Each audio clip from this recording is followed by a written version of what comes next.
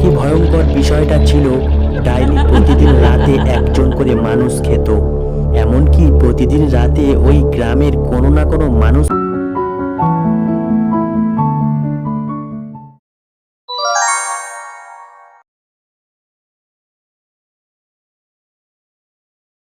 হিজলপুর নামে এক ভুতুড়ে গ্রাম ছিল। সেই গ্রামে বাস করত এক ভয়ঙ্কর ডাইনি। ডাইনির গঠন ছিল অদ্ভুত প্রকৃতির। তার চোখ দুটো ছিল জ্বলন্ত অগ্নি, আর হাত পা শরীরটা ছিল হাড়ের উপর চামড়ার প্রলেপ দেওয়া। সব থেকে ভয়ঙ্কর বিষয়টা ছিল, ডাইনি প্রতিদিন রাতে একজন করে মানুষ খেত। এমনকি প্রতিদিন রাতে ওই গ্রামের কোনো না কোনো মানুষকে খাবার হিসেবে যেতে হতো ওই শয়তানি ডাইনির কাছে। তারপর একদিন মানিক নামে এক ব্যক্তির পালা পড়লো। হীরা, কোথায় গেলে তুমি? আজ তো আমার জীবনের শেষ দিন, তাই আমি তোমার সাথে একটু সময় কাটাতে চাই। আর ওসব রান্না টান্না কিছুই করতে হবে না, আমার কিছু খেতে ইচ্ছে করছে না। আজ রাতেই তো আমার শেষ রাত, তাই আমি তোমার সাথে একটু সময় কাটাতে চাই। এরকম বলো না গো, আমি কি তোমায় একা যেতে দেবো নাকি ওই শয়তানি ডাইনির কাছে? যদি মরতে হয় তাহলে দুজনে একসাথেই মরবো, আর যদি বাঁচতে হয় তাহলে দুজনে একসাথেই বাঁচবো। আচ্ছা, সারা জীবন কি এইভাবেই চলে যাবে? এর থেকে কোনো মুক্তির উপায় নেই? কি জানি, হয়তো আছে, কিন্তু সেটা আমাদের জানা নেই।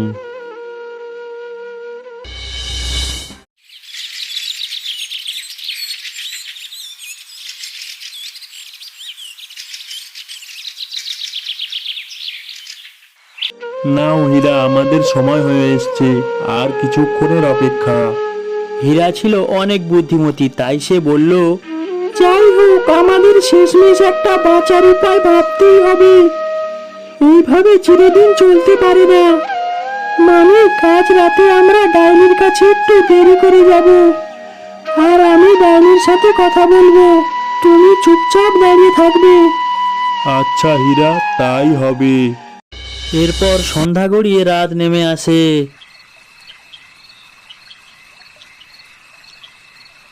চলো হীরা, সময় হয়ে গেছে, এবার আমাদের যেতে হবে।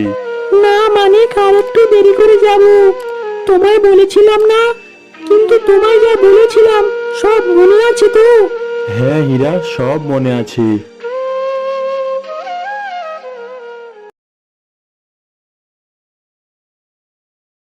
আচ্ছা চলো, এবার আমাদের যেতে হবে।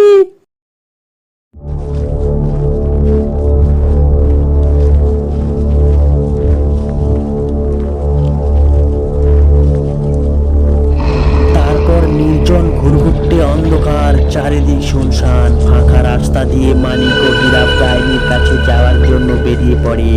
অবশেষে তারা ডাইনির ঘরে পৌঁছয়। মানিক হীরার কথা মতো চুপ করে থাকে, আর হীরা বলে, ডাইনি, আজ আমরা দুজন এসেছি তোমার আহার হিসাবে। মা মা, তোরা দুইজন একসাথে মরতে চাস? খুব ভালো, খুব ভালো। দুনিয়ার একই নিয়ম, চাইলাম একজন, আসলো দুইজন। এমনিতে আমার অনেক খিদে পেয়েছে, তোদের দুজনকে আজকে আমি অনেক মজা করে খাবো। তারপর বুদ্ধিমতী হীরা তার বুদ্ধির প্রয়োগ করলো। ডাইনি মাসি, একটা কথা বলবো? বল বল বল, কি বলবি বল। ডাইনি মাসি, তোমাকে অনেক সুন্দর দেখতে। তোমার মতো রূপসী এই পৃথিবীতে আর দুটো নেই। কি বললি রে বাছা, তোদের নামের সাথে দেখি কথাগুলো খাসা। আজ পর্যন্ত কে বলেনি, তুই বললি যে কথা। যা যা যা, তোদের বাড়িয়ে দিলাম আর একদিন বাঁচা। তারপর হীরার কথায় খুশি হয়ে ডাইনি তাদের আর একদিন জীবনদান করলো। তারপর মানিক বলল, হীরা, বুদ্ধি করে আজ তো বাঁচলে, কিন্তু কাল কি হবে? কাল আমি ঠিক একটা উপায় বের করে নেব, দেখো। আর যদি না পারি তাহলে ভাগ্যে যা আছে তাই হবে। এরপর হীরা ও মানিক হাঁটতে হাঁটতে তাদের বাড়ি ফিরে যায়।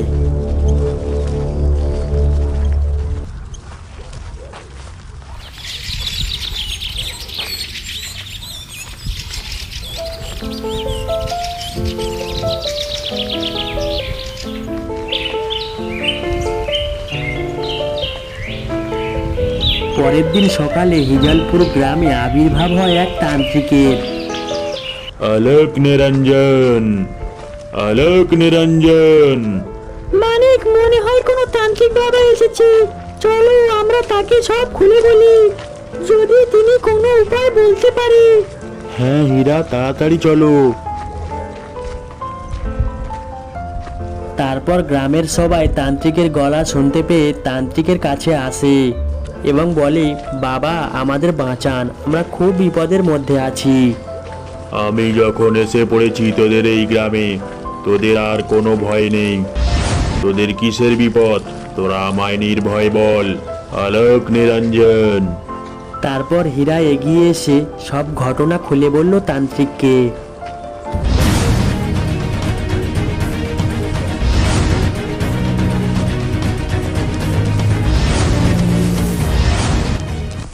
তোরা আর কোনো দুশ্চিন্তা করিস না, আমি যখন এসে গেছি। আলোক নিরঞ্জন, নাম আমার যশ, ভূত পেত পিচাস সবাই আমার বস। তাই এমন কোনো ভূত পেত পিচাস নেই যে আমার বশীভূত হয় না। তোরা একদম নিশ্চিন্তে থাক, যখন আমি এসে গেছি এই হিজলপুরকে মুক্ত করে তবেই ফিরবো। বাবা, আমাদের গ্রামের অনেক নিষ্পাপ নিরহ মানুষকে প্রাণ হারাতে হয়েছে অকালে। আর আজ আমাদের দুজনের প্রাণ হারাতে হতো। আপনাকে অনেক ধন্যবাদ বাবা, সঠিক সময়ে আসার জন্য।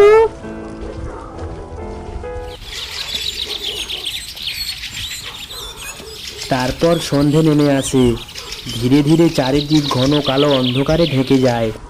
তারপর হীরা, মানিক ও তান্ত্রিক বাবা তিনজন একসাথে বেরিয়ে পড়ে ডাইনির উদ্দেশ্যে।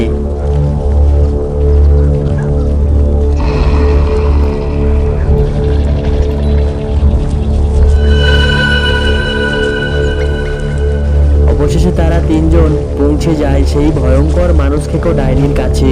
ডাইনি মাসি, আমরা এসে গেছি। তোরা এসে গেছিস হীরা মানিক জোড়া। হি হি হি। কাল তোদের একদিন আমি জীবন দান করেছিলাম, যা আমি জীবনে কোনোদিনও করিনি। কাল তোদের জীবন দান করে আজ আমার খিদেও দ্বিগুণ হয়ে গেছে। আজ আমি তোদের দুজনকে খেয়ে আমার সমস্ত ক্ষুধা নিবারণ করব। তারপর হীরাও মানিক ভয়ে কাঁপতে লাগলো। এমন সময় আপনি হীরা মানিক জোড়া, তোদের সঙ্গে উঠে আবার কি? ও বুঝেছি বুঝেছি, তোদেরকে আগের দিন ছেড়ে দিয়েছিলাম বলে তোরা আর একজনকে সঙ্গে করে এনেছিস আমার খাবার হিসেবে, তাই না? তোর বাপ, গ্রামের অনেক নিরহ মানুষের প্রাণ নিয়েছিস তুই। তোর খেলা এবার শেষ। তুই সামান্য মনুষ্য এই ডাইনিকে মারার কথা বলিস? নাম আমার যশ, ভূত পেত পিচাস সবাই আমার বস। তারপর ডাইনি একটু করুণ সুরে বলল, এই হীরা মানিক জোড়া, তোদের একদিন প্রাণ দান করেছিলাম বলে তোরা আজ আমার এই প্রতিদান দিচ্ছিস। ঠিক আছে, তোদের তিনজনকে একসাথে খাবো আমি। তোর এত ক্ষমতা নেই যে তুই আমার সাথে লড়তে পারিস। আমি তোকে এখনই মেরে ফেলবো। তুই আমাকে মারা তো দূরের কথা, আমাকে ছুঁইতেও পারবি না। তোর আগে আমি অনেক তান্ত্রিককে জ্যান্ত গুলে খেয়েছি। তারপর তান্ত্রিক তার বেদ মন্ত্র জপ করতে থাকে। ওম ব্রহ্মদেবায় নমঃ, ওম চামুণ্ডায় নমঃ, ওম হ্রিং ক্লিং ক্লিং নং স্বাহা। তারপর তান্ত্রিক ওই ভয়ঙ্কর ডাইনিকে তার মন্ত্রশক্তি দ্বারা মেরে ফেলে।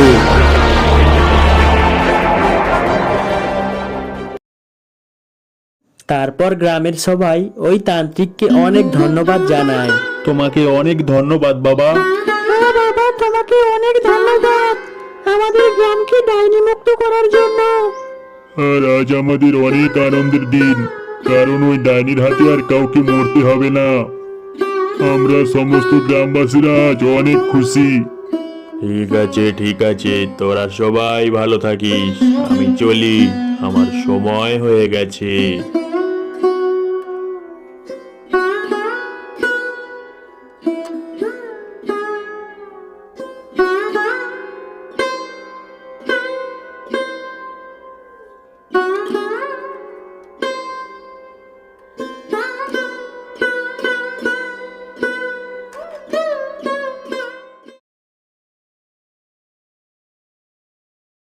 শিয়াল ভাই, তুমি যদি মিথ্যে কথা বলো তাহলে আমরা কেউই তোমাকে এই জঙ্গলে টিকতে দেব না। তোর কথা যদি সত্যি হয় তাহলে তুই আমাদের ওই খুনিকে দেখাতে পারবি।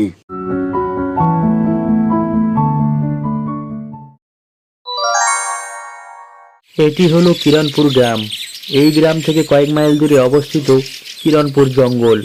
এই জঙ্গলে বসবাস করত জঙ্গলের রাজা সিংহ। হাতি, হরিণ, খরগোশ আরও অনেক পশু পাখি। এবং এই জঙ্গলের মাঝে অবস্থিত একটি ঝিল, যার নাম হলো মতি ঝিল। শোনা যায় রাতের বেলা কোনো প্রাণী মতি ঝিলে জল খেতে গেলে সে আর কখনো ফিরে আসতো না। এমনকি পরের দিন ওই প্রাণীর শবদেহ খুঁজে পাওয়া যেত না। এ কারণে রাতের বেলা কোনো প্রাণী মতিঝিলের আশেপাশেও ঘেঁষত না।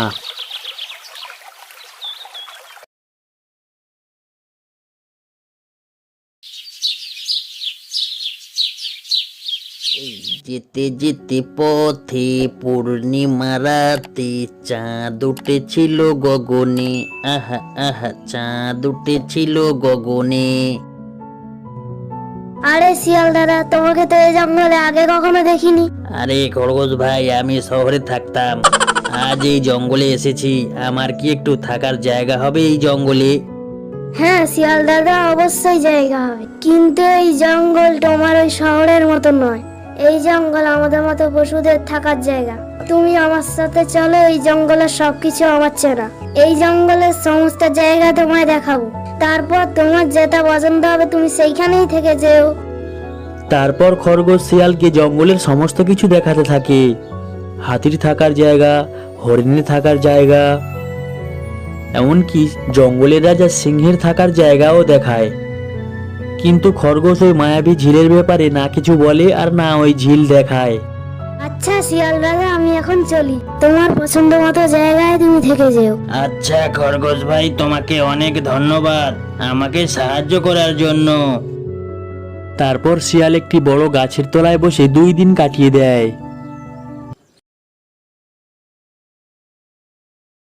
আমার কি জল তৃষ্ণা পেয়েছে, কিন্তু এখন আমি যাব কোথায়? আরে এই খরগোশ ভাই তো আমাকে সমস্ত কিছু দেখিয়েছে, কিন্তু কোনো নদী তো দেখায়নি। আমি এখন কিভাবে জল খাবো? যাই দেখি যদি কোথাও জল পাওয়া যায়।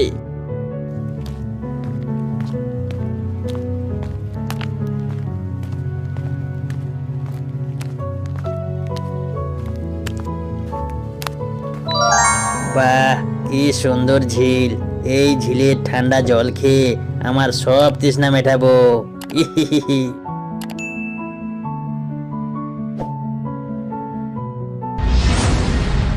এ মারে, ওরে ঠাকুরদারে, বাঁচাও বাঁচাও বাঁচাও! ওরে বাপ রে বাপ, এ কি ভয়ঙ্কর ঝিল! কি শিয়াল ভাই, তুমি এরকম দৌড়চ্ছ কেন আর এত ভয় পাচ্ছ কেন? আরে হরিণ ভাই, আমি ঝিলের ধারে জল খেতে গিয়েছিলাম, কি বলবো সে কি কাণ্ড! কি, তুমি সেখান থেকে বেঁচে ফিরে এলে? মানে তুমি কি বলছো হরিণ ভাই? জানো না, ওই ঝিলটা তো হলো একটা খুনি ঝিল। সন্ধ্যের পর ওই ঝিলের ধারে আর কেউ যায় না, কারণ সন্ধ্যের পর ওই ঝিলের ধারে গেলে সে আর কখনো ফিরে আসে না, আর তার লাশও খুঁজে পাওয়া যায় না। তাই সন্ধেবেলা ওই ঝিলের ধারে যাওয়া বারণ, আর এটা আমাদের মহারাজের আদেশ। এ কি, কিন্তু এসব কোনো কিছুই তো আমি জানি না। কেন, খরগোশ ভাই তোমাকে কিছু বলেনি? এই তো খরগোশ ভাই এসে গেছে। খরগোশ ভাই, তোমার জন্য আজকে শিয়াল ভাই মরতে মরতে বেঁচে গেল। আমার জন্য? হ্যাঁ খরগোশ ভাই, তোমার জন্য। তুমি শিয়াল ভাইকে জঙ্গলে সমস্ত কিছু ঘুরিয়ে দেখিয়েছো, কিন্তু খুনি ঝিলের ব্যাপারে তুমি কিছু বলনি। আজ তো শিয়াল ভাই মরতে মরতে বেঁচে গেল ওই খুনি ঝিলের খুনির হাত থেকে। কি শিয়াল ভাই, তুমি কি খুনি ঝিলের ওই খুনিকে দেখেছো? হ্যাঁ, আমি তো দেখলাম, কিন্তু তোমরা কেউ কোনোদিন দেখোনি? না শিয়াল ভাই, সন্ধ্যের পর আমরা কেউ ওই ঝিলের ধারে যেতাম না। দিনের বেলাতে এসব ঘটনা ঘটতো না। তারপর তারা মহারাজের কাছে সমস্ত কিছু জানানোর সিদ্ধান্ত নেয়।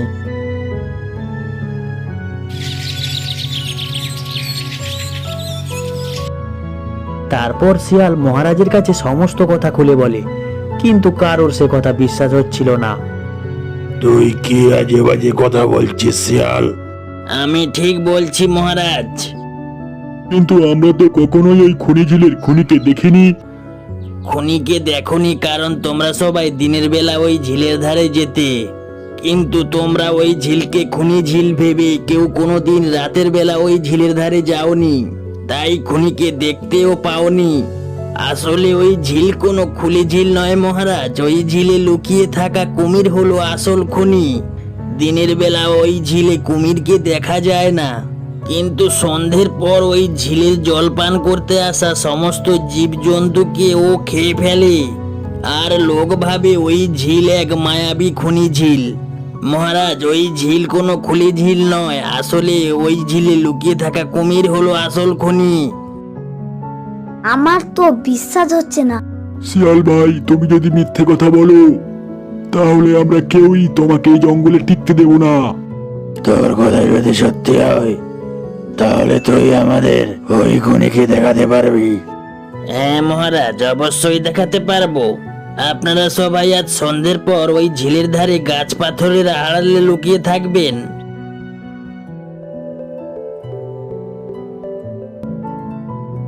তারপর সবাই শিয়ালের কথা মতো সন্ধ্যের পর ওই ঝিলের ধারে গিয়ে লুকিয়ে লুকিয়ে দেখতে থাকে সমস্ত ঘটনা। তারপর শিয়াল ওই ঝিলের ধারে গিয়ে 2-3টি বড় পাথর জলে ফেলতে থাকে।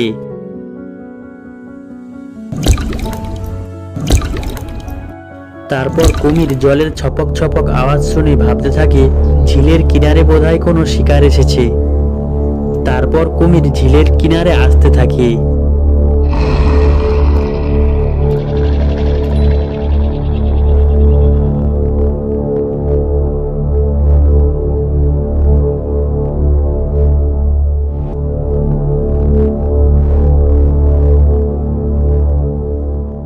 আরে ওই বোকা হাতি তো আমাকে লুকিয়ে লুকিয়ে দেখছে। আমাকে এখনই পাথরের মতো আকার ধারণ করতে হবে। দেখো, আমি বলেছিলাম না এই ঝিলে একটা বড় পাথর আছে? হ্যাঁ, ওই পাথর কেবল রাতের বেলায় দেখা যায়। তাহলে ভাবুন মহারাজ, এই পাথর কেন রাতের বেলায় দেখা যায়, দিনের বেলায় কেন দেখা যায় না? দিনের বেলা দেখা যায় না কারণ জুয়ার থাকে, আর রাতের বেলা দেখা যায় কারণ জুয়ার থাকে না। আরে ভাই, আমি তোমাদের কিছুতেই বোঝাতে পারছি না। ওকে, আমি এক কাজ করছি। ওই পাথর যদি বলে যে সে এক বড় পাথর, তাহলে আমি ওই পাথরের উপরে খুনি যাব। তারপর শিয়ালের এমন কথা শুনে কুমিরের জিভে জল আসে। আরে আজ মনে হয় আমার ভাগ্যে ওই কচি শিয়ালের মাংস জুটবে। আর এই বোকা পশুগুলো আমাকে পাথর ভাবছে। হ্যাঁ, আমি পাথর, আমি অনেক বড় পাথর। শুনেছো শুনেছো সবাই, ওই পাথর আমাদের বোকা বলেছে। আরে পাথর কখনো কথা বলে? তারপর সবাই শিয়ালের কথা বুঝতে পারে।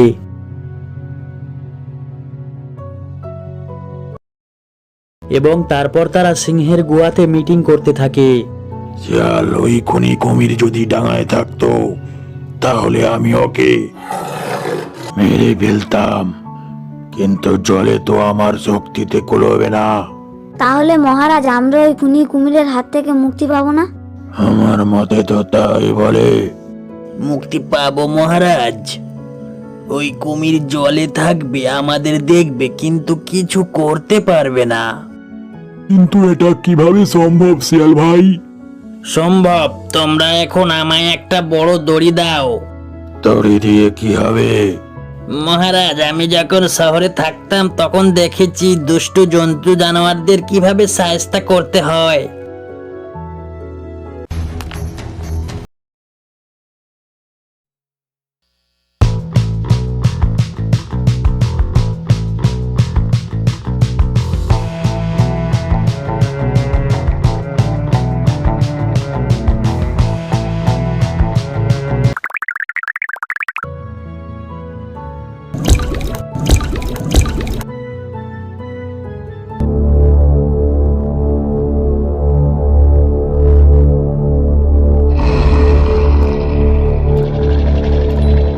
আরে শিয়াল কাল চলে গিয়েছিল অন্য পশুদের মতো আমাকে পাথর ভেবে।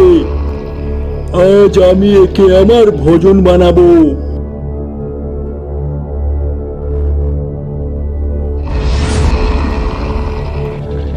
আরে সাব্বাস শিয়াল, ও তো আর কিছু করতে পারছে না। হ্যাঁ মহারাজ, ও আর যেতে পারবে না। ও যত ছটপট করবে ওর গলায় ফাঁস তত হেঁটে যাবে। আরে বাহ, আজ থেকে ওই খুনি কুমির আমাদের কোনো ক্ষতি করতে পারবে না। হ্যাঁ, ও আমাদের আর কোনো ক্ষতি করতে পারবে না। এখন থেকে ওই ঝিলের জল সবাই পান করবে। ও দেখবে কিন্তু কোনো কিছু করতে পারবে না। তারপর সবাই শিয়ালকে ধন্যবাদ জানায়।